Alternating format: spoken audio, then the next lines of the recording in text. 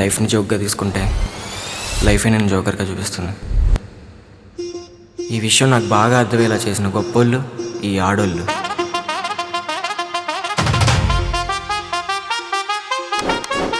అందరు అమ్మాయిలు ఒకేలా ఉండరు కదండి. కరెక్ట్గా చెప్పారు, కానీ వాళ్ళ వచ్చే రిజల్ట్ మాత్రం ఒకేలా ఉంటుంది. నీకు అమ్మాయిలంటే పడరు అనుకుంటా. పడతారు, కానీ నేనే పడినాను. అలా అన్న నాకే ఒక అమ్మాయి పడిపోయింది, మిస్ సత్యభామ.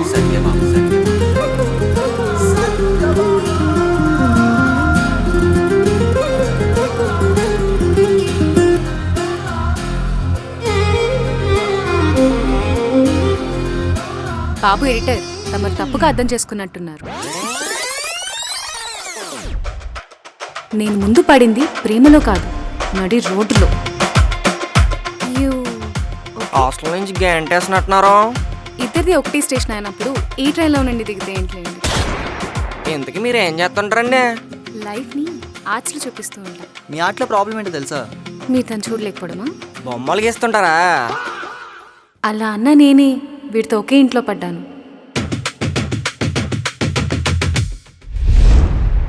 నువ్వు ఇంట్లో ఉండాలంటే కొన్ని రూల్స్.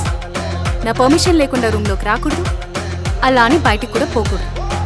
స్లీవ్లెస్లు బాక్సర్లు అస్సలు వేసుకోకూడదు. బాధ వచ్చినా మందు తాకూడదు, కోపం వచ్చినా బూతులాడకూడదు. ముఖ్యంగా నాకు కిట్టుకి ఇబ్బంది అవ్వకూడదు. చాలే, ఇంకా ఎక్కువ పాడితే ప్రేమలో పడిపోతావు. ఇన్ని చెప్పిన నేనే వీడితో ప్రేమలో పడిపోయాను.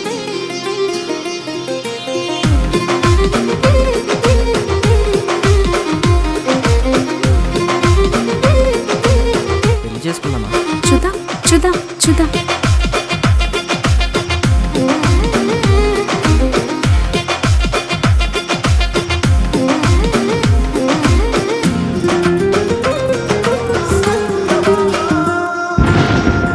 సత్య, ఇంకా నా వల్ల కాదు, బ్రేక్ తీసుకుందాం.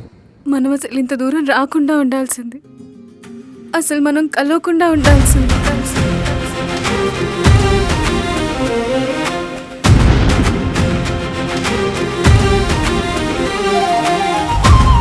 మనం మన జీవితాల్ని ఎన్ని కథలుగా రాద్దామనుకున్నా చివరికి కాలం రాసిన కథలే గెలుస్తాయి.